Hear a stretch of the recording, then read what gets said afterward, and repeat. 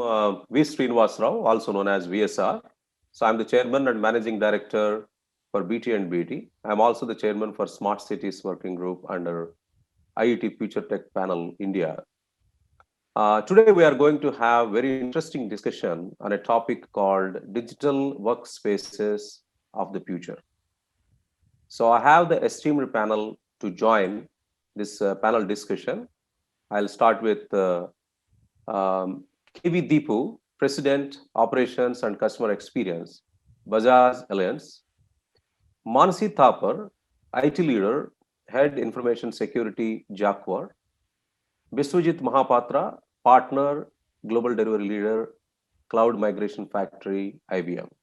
Thank you so much, Dipu, Mansi, Biswajit, for joining this interesting session. All right, let me start this session with a fundamental question like, so before we talk about digital workplace, so what do you think? How do you define digital age workforce? That means how the digital age workforce is different from traditional workforce. Do you observe any changes in the needs, wants of the current age workforce? That means the Gen Zs, Gen Ys, and Gen X. I think baby boomers almost retired. So can you please share your thoughts? Probably start with KV Deepu. Thank you, VSR. And I think, it's a very timely question. Definitely, we do see a few differences in what we call the digital workforce. One is, especially when we have seen, the COVID-19 scenario come into play. Today, workforce is not just human beings, right? So it goes beyond Gen X, Gen Y, and Gen Z. It also includes machines, right? So we have bots and human beings, firstly contributing in equal measure. So that's, the first dimension to a digital workforce. The second dimension is, that now that it's largely work from home, what's also happened is, we've been able to tap, hitherto untapped, talent pools. You have homemakers, who are available, for, a limited portion of the day, and they are able to come into the workforce. So to that extent, the work pool, has expanded. Thirdly, in terms of, generational differences, what we have seen is that thanks to COVID-19, everybody is trying to go digital because, it turned out to be the only option. So whether it is Gen Y, Gen Z, Gen X, whatever, letter of the alphabet you attribute to that particular segment, all of them, are adopting, a digital way of, working and living. And lastly, what we have also seen, because I said digital workforce comprises machines as well as human beings. Machines are also, increasingly, mimicking human beings. So we are seeing artificial intelligence being blended with human type behavior, to make it that much more comfortable for human beings. So these are four dimensions, that we have seen from a digital workforce perspective. Excellent. I think the two important things probably we all need to address. One is the generational gap. I think Gen Zs and Gen Y especially, and a huge gap between Gen Zs and Gen X. I'm sure we are all Gen X, right? So the expectations, the attitude, the behavior. And the second important thing, as you rightly mentioned, the digital workforce, which we never experienced in our life, working with a robo, working with a chatbot. They are our colleagues now. So we have to work with them like colleagues. So how we work with those digital workforce. So I think very good, interesting points, Dipu. Mansi, any thoughts in our view? What is that digital age workforce means to you? Yeah, I would, agree with what Deepu and you said, but I would like to add that if you look at my domain, right, which is manufacturing, for us, it was like, we are not so tech savvy people, where our 70% of the workforce, we are still training on the legacy systems and, how they need to at least do a WebEx call or do any other use Zoom call. So that was digitalization for us. For us, it was like telling people how to just do a video conference. So I would say that like what I feel from digital age is that now they really want to be agile. They want everything to be available everywhere. If you look at the new generation which is coming in, even in we are doing some interviews, and in the interviews, the kids, the earlier when we were young, we used to just want a job and 9 to 5 and we want to go and work. Now these new kids which are coming in, for them digital is that, okay, what all facilities you are giving me? Can I bring my own device? Is BYOD allowed in your network or not? That is a very big thing which they're asking. Can I work from home? Do you have a hybrid kind of solutions available with you? So this is what a major shift I'm seeing from traditional to the digital workforce which we are talking about. And of course, what Dipu said, the bots and the robots which we have started using in our manufacturing, which was earlier not there. We are a very highly labor intensive, domain which was there, but now our management has really opened up to this digitalization of how we can, bring in robots and IoT. Okay, great. I think you said something like we are also teaching. There is one extreme where some of the industries already started working with machines and intelligent things, and some of the organizations we have to teach them the fundamentals, how to use the video conferencing calls and all. There are two extremes here, but I think there is no choice. I'm sure the COVID-19, like Dipu mentioned, has forced many of the people to build even a partial workplaces which are digital, right?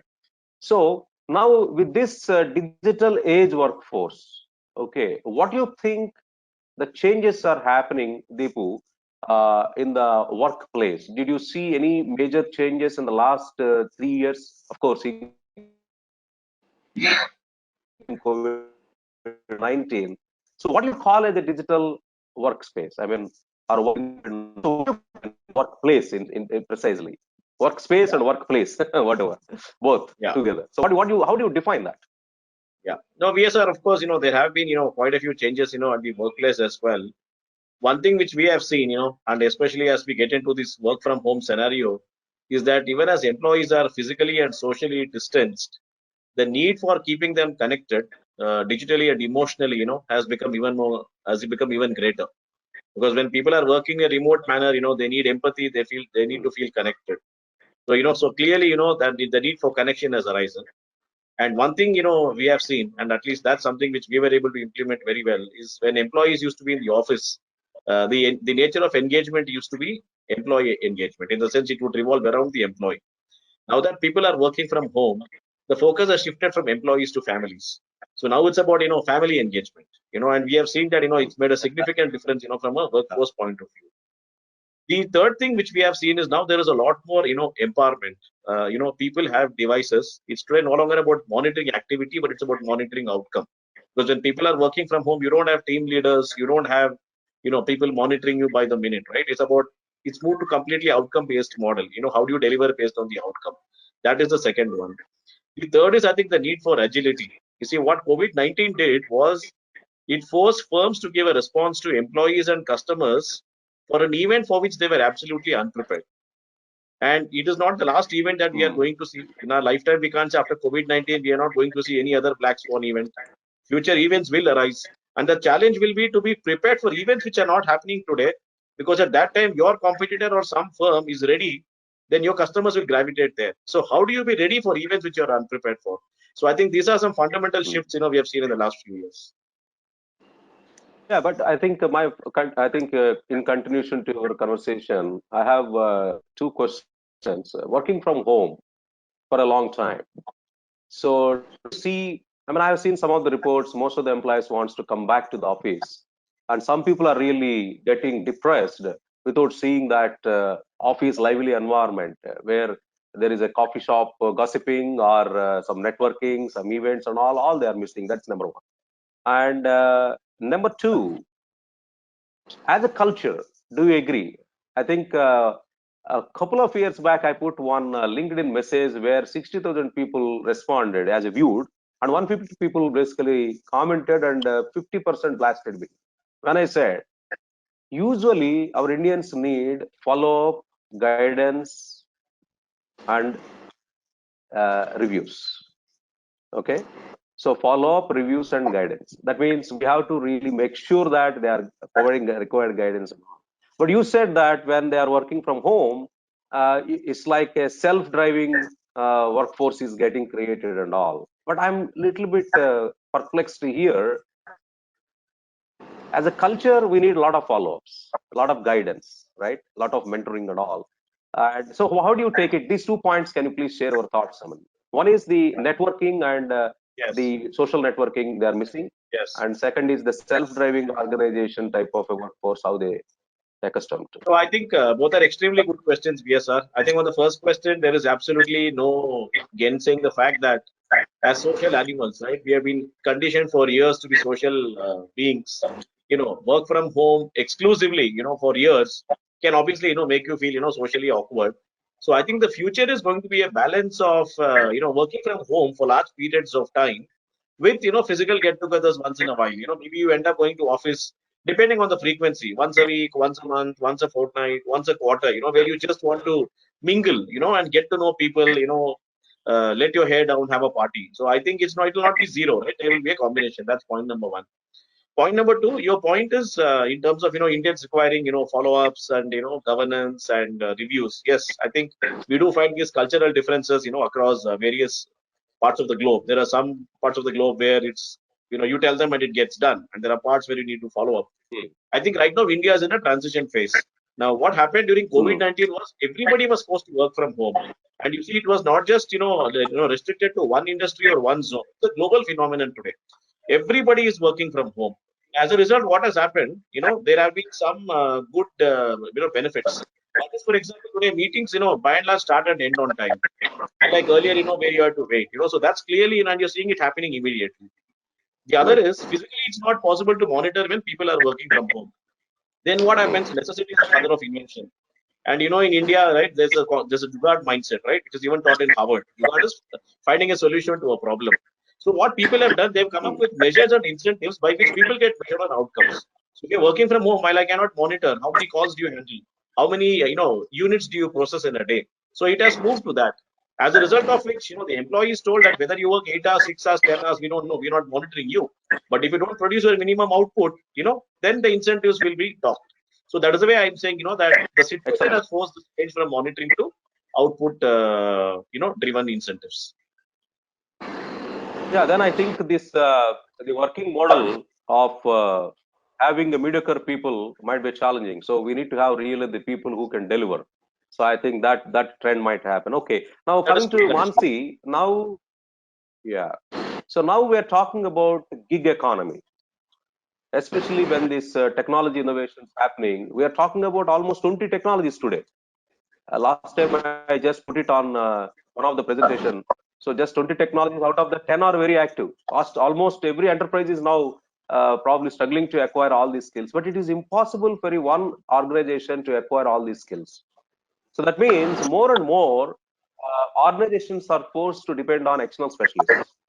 And I might be having, I mean, if you look at some platforms like Kaggle, where data scientist pool is available, and like that, more and more the freelancers and especially sectional specialist utilization will go up. So in that scenario, then it's not only working from home. The guy might be working from other country. He might work from coffee shop. He might work from a entertainment centers. Okay. Then what is that in the workplace perspective? The infrastructure, the policies needs to be changed, and how the security will be taken care in this to accommodate this gig economy. Yeah, I think that's an amazing question, and I love this word you used, gig economy. And I'm sure that I went and googled it. I was not sure about what this means. So yeah, I agree that, and I am a firm believer, VSR, that everything can't be possessed by an organization. You need to leverage, you need to outsource, you need to do things. And now with COVID-19, it is global. Everything has opened up. So basically, what you're asking is the BYOD model, right? Now people are coming in with their devices, working from home. Maybe they're using their networks. So what I feel is that BYOD is completely not possible where security is concerned. But what you need to take is you need to have people, process, and technology together and work together to get it done. So basically what we did, I can share our best practice.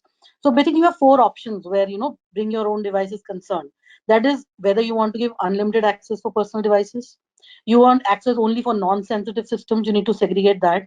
You want access but IT controlled over personal devices, like you have some apps like MDM and EDD, like enterprise device management, which are installed on those BYOD models. Or also you have access but privileged, but you are preventing local storage, like you're using VD solutions or stuff like that. So these are the infrastructure solutions which you can use, like to maintaining security even when a device is being brought in from BYOD. So what we have implemented is, one is your MDM solution. What MDM solution does is that it helps you, wipe out your data from the BYOD device when the person is no longer working for you. So because that there are a lot of data privacy laws which are now coming in, so you need to factor that as well. In fact, in insurance, in banking, there's a lot of other compliances which you need to look at. So MDM is one solution which is which really helps you where security is concerned. The second I would say is enterprise mobility management, which is the EMM solution. That also really helps you where security is concerned, because then you can segregate and have a complete that control over the device. And this is Mm. technology. Now, if you come to policies, you should have a agreement with the person who's working for you, which is a like a EULA agreement, so that they know that this is what I am ready to do. Like suppose they are, I'll give you an example.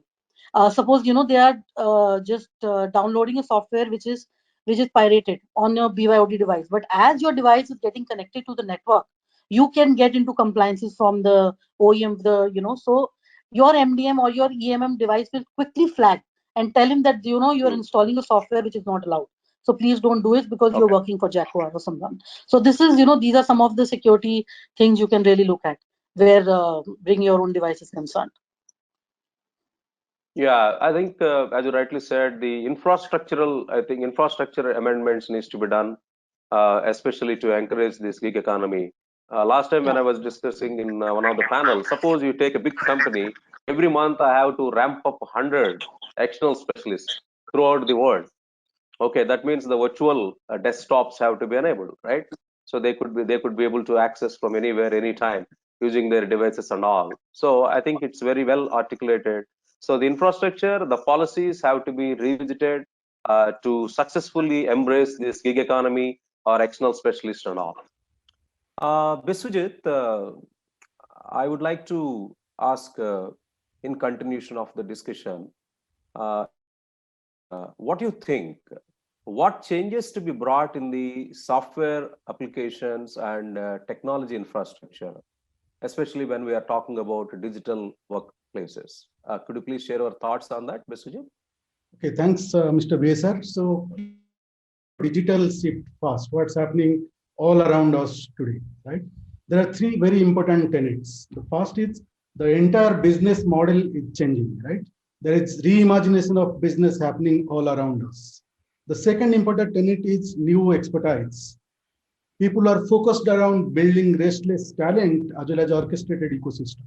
And the third one, which probably you are mostly hinting at, which is basically what impact the applications and infrastructure are going through today to make the digital workspace happen. It's all around actionable insights as well as responsive operations. And that's the way the whole world is moving towards today, right? When we are embracing digital workspace and moving towards a cognitive enterprise, of course, the hybrid multi-cloud infrastructure is going to be the key, right? The Mm. foundation of entire digital workforce. We need to bring in culture of agile innovation. We need to look at all of the exponential technologies that we talk about, AI, ML, blockchain, IoT. Those needs to be part of your intelligent workflows today. Then a lot of next gen applications that you really need to take into account. And when it comes to predictive intelligence and proactive analytics, of course, all of this needs to be fueled by data, right? So that's basically the new ecosystem of new age application and infrastructure in the digital workplace that is leading in. But how it's really getting geared up? Like, let's look at three important layers. The first important layer is your digital foundation. As I talked about shifting to the cloud, right? You need Right. to look at resilient infrastructure. You need to look at pervasive platforms and tools.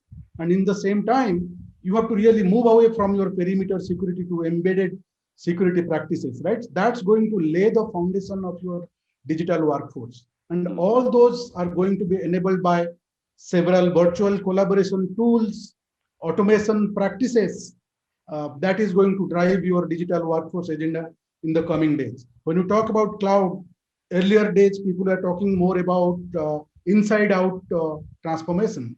But today, the transformation is actually moved from outside in transformation. How do you really migrate those workloads to cloud? How do you quickly modernize those workloads clouds or build cloud native applications to stay tuned and meet your digital workplace demands, meet your business demands? It's basically the new way of doing things. I In the think same then, time, yeah. So sorry to interrupt here. So you're telling that the workloads will be different and they are very much, I think, voluminous when it is a digital workspace and all. That means you need to get into hybrid clouds and all. So that means, do you expect the changes in the existing applications, the software applications. I think if some of the organizations they might be having for last 40, 50 years, 30 years, whatever. I mean, we moved from mainframe, mini frame, client server, internet, and now we are in digital. So what do you think, while the infrastructure foundation is set up, what are the changes needs to be brought in the existing software applications? What new applications needs to be built?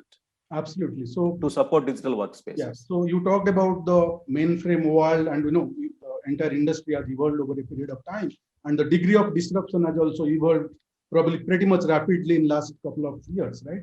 And traditionally, we have moved from a cost-focused environment to a innovation-focused environment, right? When I say cost-focused environment, it was probably more lift and shift, like to like migration of workloads to cloud, right? What we call as rehosting. But today it's all about refactoring, replatforming, rewriting, or completely replacing by commercial off-the-shelf packages on a SaaS model, right? So there are new way of doing things, building upon certain foundation services like your DevSecOps practices, site reliability engineering practices, right? Those are the new things that needs to be part of your foundation of building the digital workforce and software systems. And in the same time, you have to look at how, like we talked about AI ML, right? How could you really embed AI ML? How could I implement various startups, AI ops kind of situations so that I become more automated, more productivity oriented, and more quality oriented? So we need to look at intelligent workflows. We need to look at exponential technologies. And in the same time, we need to look at next gen applications, and combination of all of those are going to drive the new age transformation agenda. Okay, so but what are the cost implications? I mean, it is very good. A lot of technologies are coming in, and there is always an investment of time and money, and also the leadership bandwidth. So for this digital workspaces, transitioning from this traditional to a semi-digital and then full digital. So what do you think, how the organizations will get geared up in terms of the budget perspective, and also, so what are the factors will drive them to take more interest on this digital workspace? Okay, I think very interesting question again, right? So let's think about, I call it as a continuous modernization agenda, basically, right? You are not going to do everything big bang, tomorrow everything is available and everything is operational, right? So you need to really lay your roadmap based on the strategy, envisioning that you are driving today, right? Create those roadmaps, agree that with your success criteria, and deliver those success criteria, and incrementally you need to build upon that, right? And for when you are doing the strategic envisioning, you have to look at your possible outcomes, probable outcomes, as well as plausible outcomes to meet your cost objectives. Of course, cost is important, but let's be also very clear that you need to spend money to save money, right? So, and many times people probably do not realize that and do not see that. And probably when I talk to many of my CIO friends pre-pandemic, probably the agenda was different. But now I think more and more people have realized that and started embracing that transformation agenda. Right. So now coming back to Dipu, I think you are more consumer intensive industry, right? I'm sure. Anyhow, the insurance, I think a lot of new trends are coming in, usage-based insurance with where cars are basically tracking what is the driving pattern and all. But that is a separate part. Now let me come back to when I said consumer intensive, you might be introducing so many innovations, but the employees are there. For example, I'm sure you might be having few thousands of employees throughout India and abroad. So like in customer experience management, there is like a persona, there is a journey map, that each interaction point, now you are designing the experience. It's not just only meeting the transactional needs, you are capturing the emotional needs, when they think positive, when they think negative, all those things. I think most of the organizations are tracking now for customers, a journey map, interaction points, at each interaction point what is the today's experience, and then how we can emotionally engage the customers. The similar trends do you expect with the employees also? I call it as an employee experience management, where the productivity goes up, the retention will be increased. What technologies can be used? AI, ML, social, mobile. So please share your thoughts there, Dipu. Oh, yes, sir. I think it's an absolutely valid point, because as they say, happy employees, make happy customers. And today, when you have, technology being leveraged for customers across the entire gamut of the activities of the enterprise, then why not, do the same for employees? So for us, we leverage, technology even before employees join. So for example, if you look at, candidates who want to get interviewed, we have a robotic hiring process. So they don't have to travel to the nearest location. And they are sometimes also are constrained by the fact that the human interviewer is available only during working hours, let's say from morning to evening.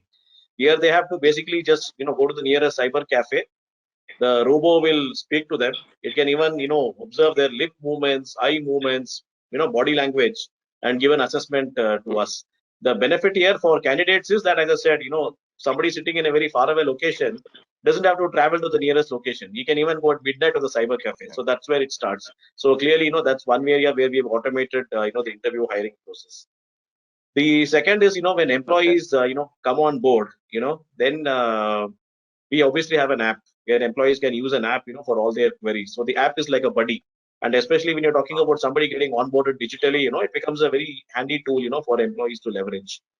Then the third is, we have a homegrown, learning and development program where the modules are not, prescribed, from scratch, where employees can go and curate, their own programs. So that has been a huge hit with our employees. So they can pick up, areas like such as machine learning, or somebody has, received some feedback on development needs, they can pick it up. So it's a menu-based system. So that's something, digital learning, which has really, helped our employees, ramp it up. And then Okay. the other area where we have used tools, like I told you, is also in terms of, keeping our employees connected, even when they are basically, physically distanced. So we've leveraged, for example, when we conducted a master chef on the weekend, we told employees to post, recipes and photographs, in the WhatsApp group. So they did that. We announced winners. So it worked equally, beautifully. That's how, we've leveraged, technology. And then Okay. we also have, employees, logging in their mood for the day, and then we can do a sentiment analysis and then get back, with the happiness quotient. And then, we take So feedback how are and work on it. you tracking the mood, Dipu? Sorry to interrupt. How are you tracking the mood? So basically, we ask each employee on his, because the desktop or the laptop is unique. So we basically have a range of, Okay. emojis, and the employees don't choose it. So Oh, based okay. on that, we are All able right. to, do that. Yeah. So from interviewing to, Yeah. keeping employees connected, to an app, to learning to this one. I gave you 5 examples, we've leveraged, technology throughout, to keep employees, happy and motivated. That's very interesting. Now, my next question to you is like most of the organizations now have a chief marketing officer, and sometimes we are saying that the technology budget is moving from CIO to CMO. So, your CHRO or your CPO, maybe chief people officer or chief HR officer. So, what do you see the trends? I mean, I don't see much of the difference. Customer experience, employee experience, more or they are people, right? Maybe some context might vary. So, what is the education level today to the HR in general in terms of embracing these digital technologies?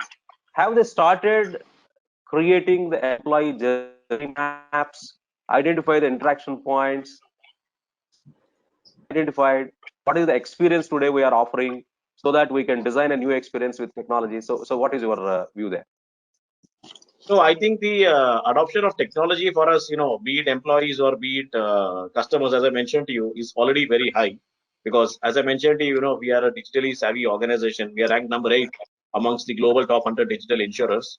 And when COVID-19 Great. came in and made digital not just a complete way of working, but a complete way of living, I think, we just, took it up, another notch. So Right. if you look at our learning, we have used, gamification. So that's clearly one area, we have leveraged, technology. I just spoke to you about the entire interview hiring process, where we've leveraged, robotics, to ensure that the entire, process is, automated. Similarly, when it comes to, employee understanding, we've leveraged, AI ML to understand, employee needs, training needs, chart out, employee specific programs. For example, what are the skills that people have? How do we have, employee centric programs? So, clearly, I think, the adoption has been very high. And if you see across firms today, whether it is HR, whether it is IT, whether it is marketing, whether it is finance. If you look at various functions today, it's like a transfer pricing model, right? You pick the technology you want, speak to us, and then, we get it delivered for you. And that's the way it works. So whether it is working with startups, whether it is, developing it in-house, I think today, the digital quotient across the entire organization has been significantly high. Great. Okay. So you have a CAO organization where you closely work with, or how that this is the most important challenge today. Most of the companies says that our CAOs are not able to cope up with our. I'm talking about general. I'm not talking about Bajaj Allianz or something like that. So what do you see this shift?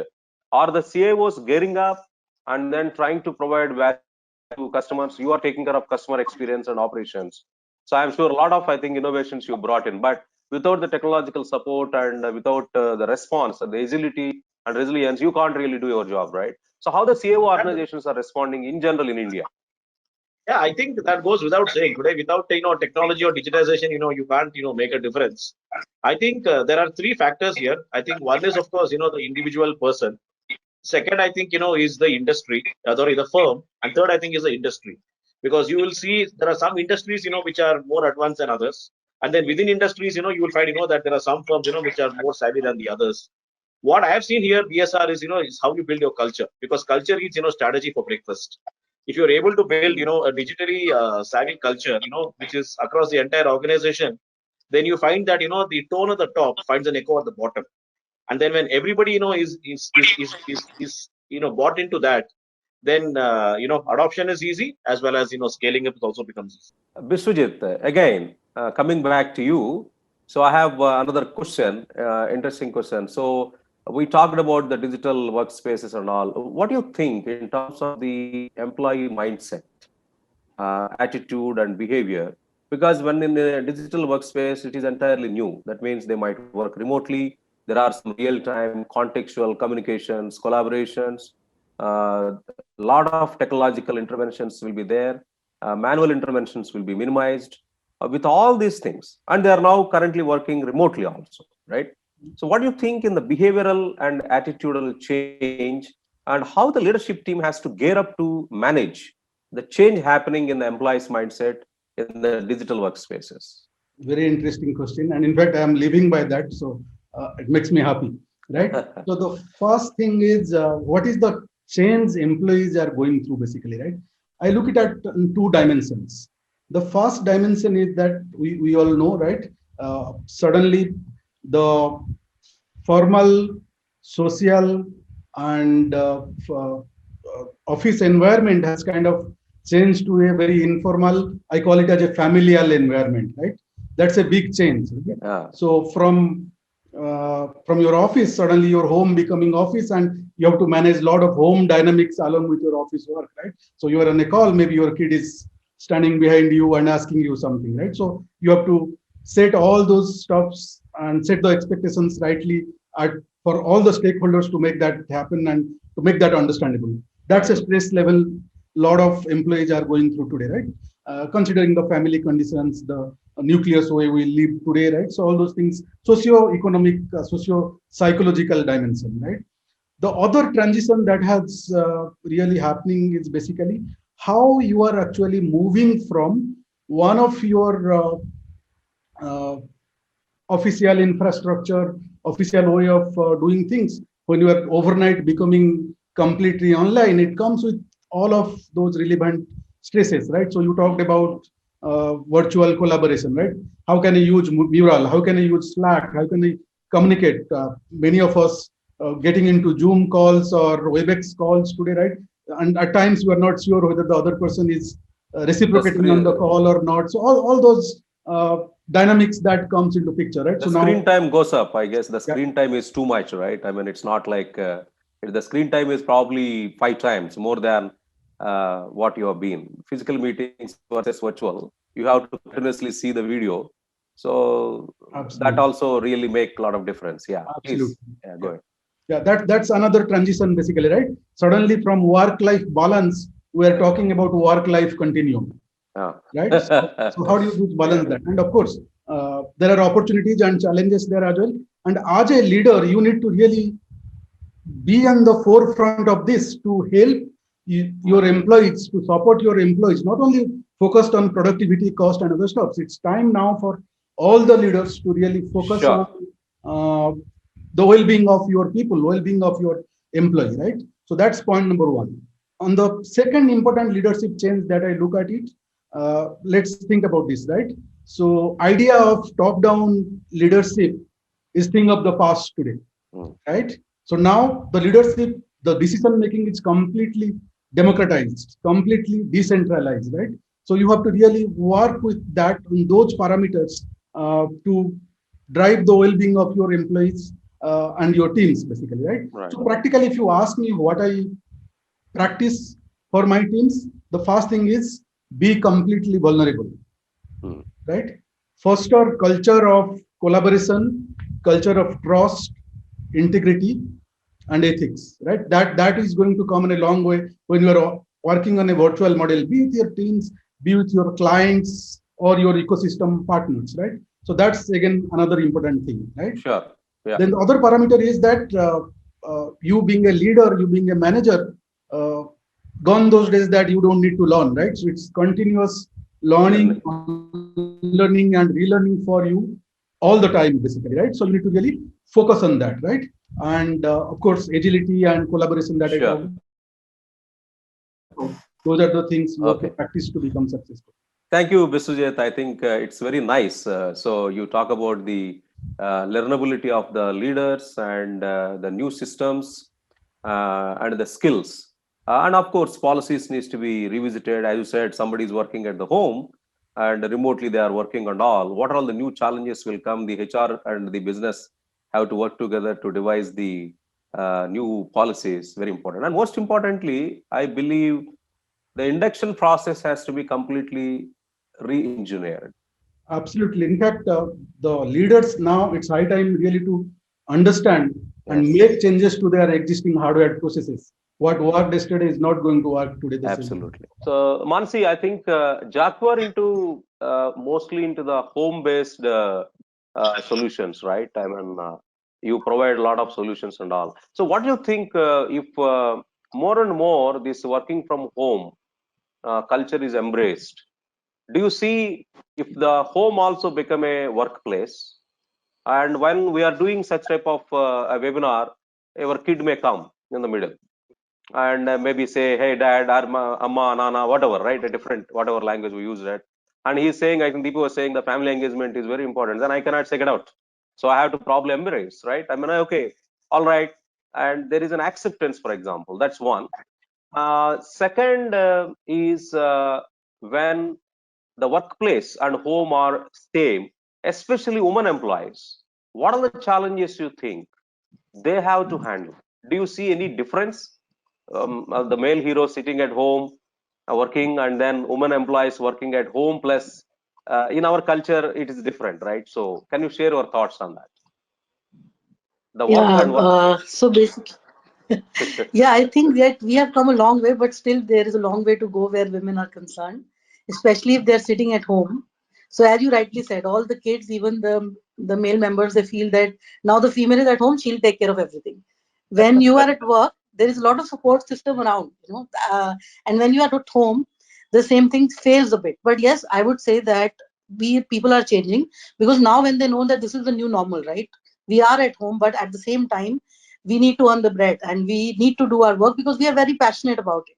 So I think it is the same thing, VSR. We need to again sit with them as we did 10 years back when we needed their support. We explained to the family that, see, this is my work area. And, when I'm working, I need your support that we need to be quiet. We need people not walking in. And I'll get you your breakfast and your lunch, but please let me do my calls first. So that is there. Okay. But I would say there is some additional benefit also working from home. See, I come from an organization where there was zero work from home, and they bended the rules for me 4 years back. And I was the only one in the organization who had work from home options. But now, when the other, Mm. females, because and I would say the ratio of male versus female is just 20/80 in our organization. So now, when the senior management is also working from home, they realize that work can Mm. happen. Earlier, in India, the mindset is really changing. It was like if you're sitting at home, you're not doing anything. So now, as Deepu also rightly said, Okay. and you also mentioned that the culture is changing. India is in a very transition space. So for females as well, the transition is there, but slowly and gradually, people are understanding that how we also need to cope up with our home and work. But yes, still there is a long way to go. You're right. I think there is a designated workplace at home, and there is some sort of a orientation and training required, not only for the kids, if any of elders are there. Okay, this is the place Yeah. and all, and there is some timetable. This is the time where you also inform the organization, this is the time I am not available, and this is the time I am completely available, or something. I think this sort of, I think, tweakings needs to be done irrespective of male or female. So working from home is, I think, a different work environment, which Yeah. will further, I think, get accelerated and all. So for both of Right. you, another question: when we say digital age workforce and digital workplaces and all, next, let us say a couple of years, there might be so many jobs which will be done by robots, chatbots, virtual assistants, and blockchain smart contracts might probably make a bit of autonomous operations, right? So a lot of technologies probably might reduce the existing workforce and probably bring some new workforce with the new skills. So in this digital age, what do you think the education system in India today, is it ready to embrace that change?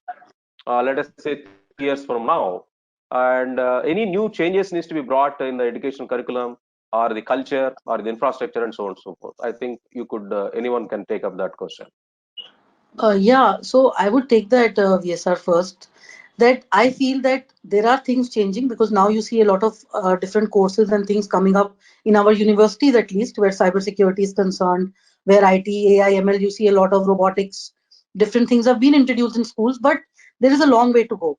Like, I'll give you an example. My daughter, she's 13, and during lockdown, she wanted to do something. She said, I want to educate my friends on cybersecurity. I said, that's a very good thought. And she came up with an app, she came up with a website, and she's doing some courses with, even she did it with Barclays. But the moment when we sat with the children, we thought they'll be very, they'll be knowing a lot of things. But once we came and talked, the children were not aware. They were downloading games left, right, and center. They didn't know Hmm. how what bullying, digital bullying is all about. So I sat with the principal of the school and I, asked her that can we do some sessions free of cost where we can educate children. So she said that they have been taking this up with the CBSE board and a lot of other boards that they want these kind of curriculums to be put in the children, not only for for skills, for at least you need to be aware of what's happening around the world.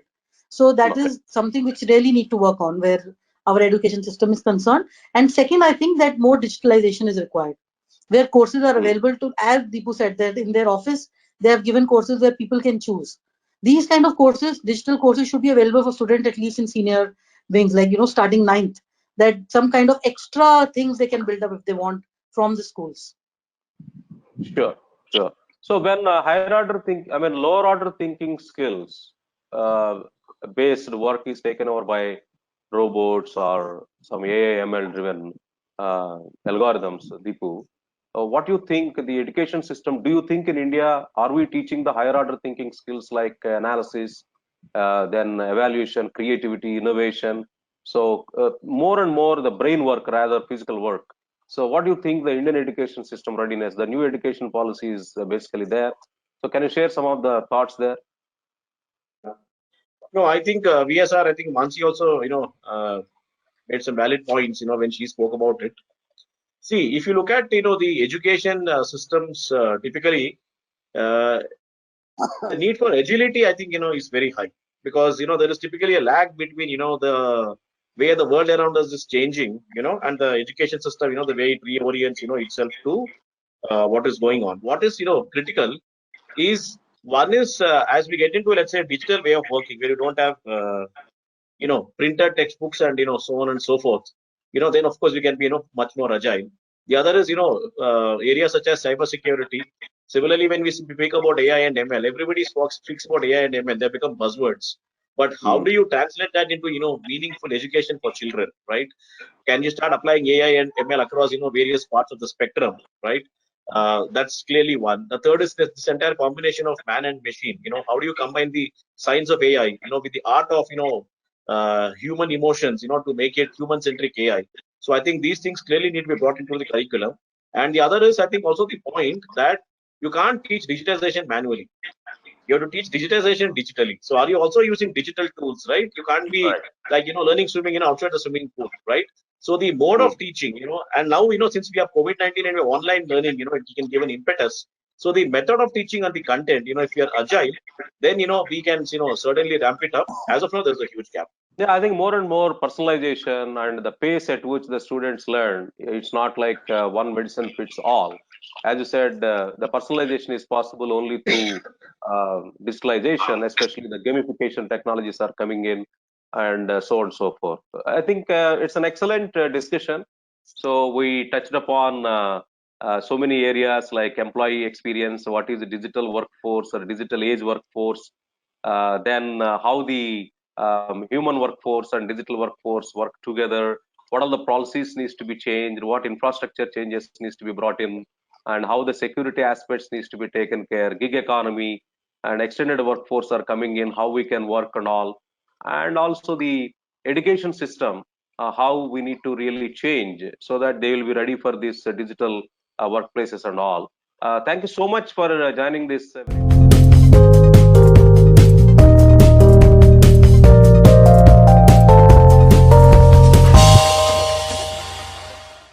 For more updates from CXO TV, please like and subscribe to our channel.